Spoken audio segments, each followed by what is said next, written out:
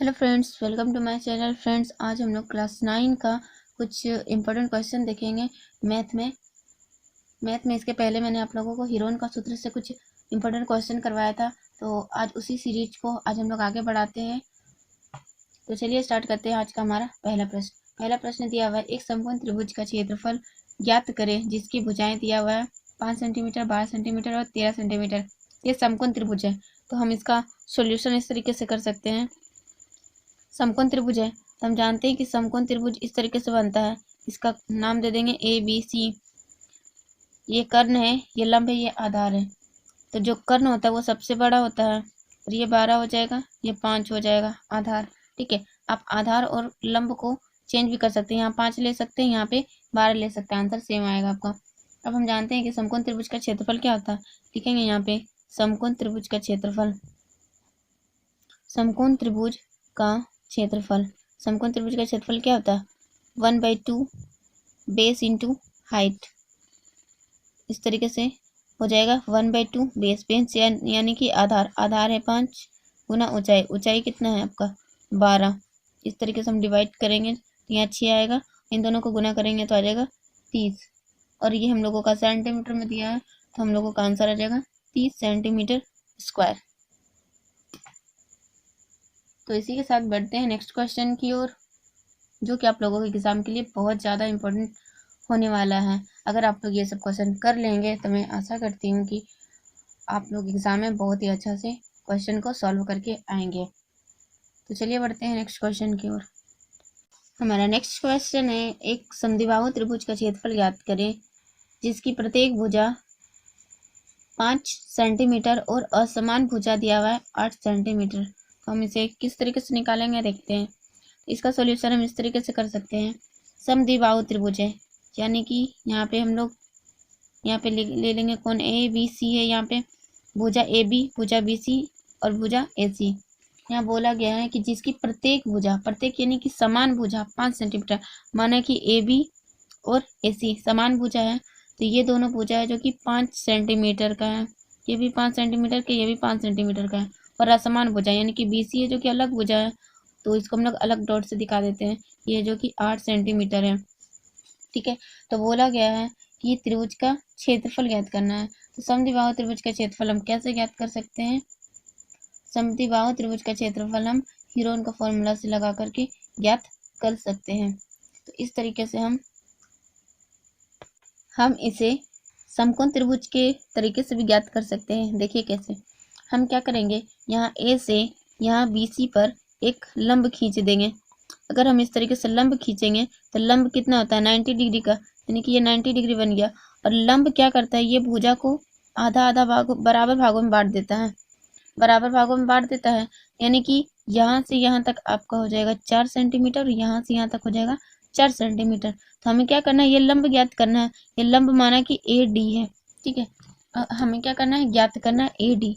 तो हम यहाँ पे ये लंब बोलो या ऊंचाई बोलो सेम हो जाएगा, तो हम यहाँ पे ऊंचाई ज्ञात कर देते हैं।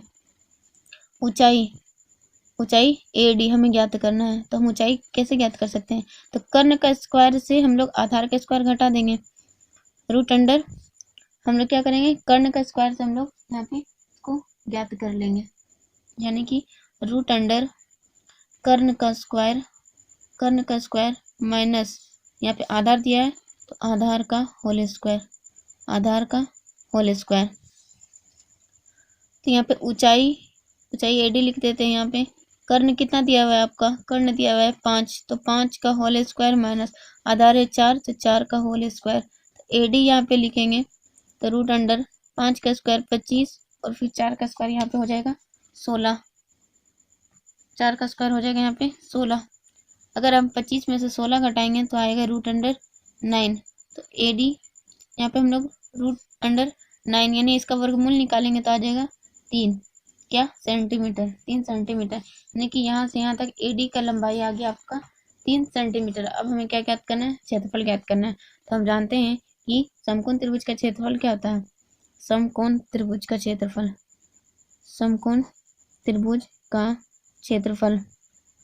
क्या होता है, समकोण त्रिभुज का क्षेत्रफल होता है 1/2 बेस इंटू हाइट। बेस यानी आधार, हाइट मतलब कि ऊंचाई, तो यहाँ पे हो जाएगा समकोण त्रिभुज का क्षेत्रफल 1/2 बेस। बेस कितना है यहाँ से यहाँ तक 8, और ऊंचाई कितना आया था अभी हम लोगों का 3 आया, यहाँ 3 लिखेंगे, इसको काटेंगे तो आ जाएगा 4 आ जाएगा। तो हम लोगों का इसको गुना करेंगे तो 12 सेंटीमीटर इसका स्क्वायर आंसर आ जाएगा।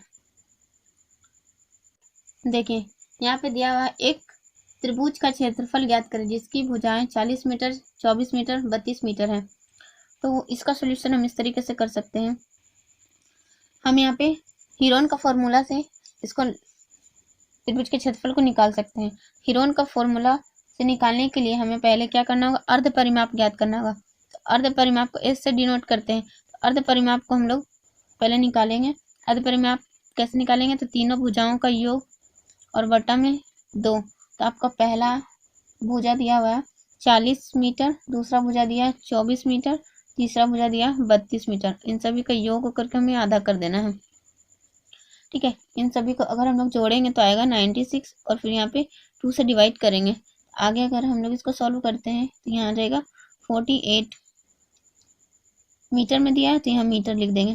ठीक है, अब हमें क्या करना है, हीरोन का सूत्र लगाना है। तो यहाँ पे हीरोन का सूत्र लगाएंगे तो त्रिभुज का क्षेत्रफल क्या हो जाएगा, त्रिभुज का क्षेत्रफल हीरोन का सूत्र लगाएंगे तो हो जाएगा √S into S minus A into S minus B into S minus C।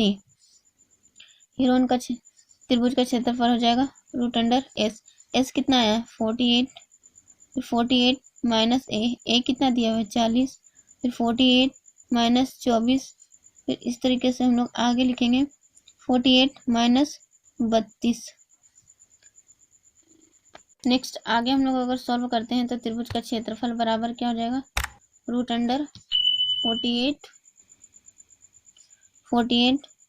फिर यहाँ 48 से 40 घटाएंगे तो यहाँ पे 8 हो जाएगा, ये गुना में है। ठीक है, गुना, फिर इसको अगर हम लोग घटाएंगे यहाँ 24 हो जाएगा, फिर इसको घटाएंगे यहाँ 6, 1 16 हो जाएगा।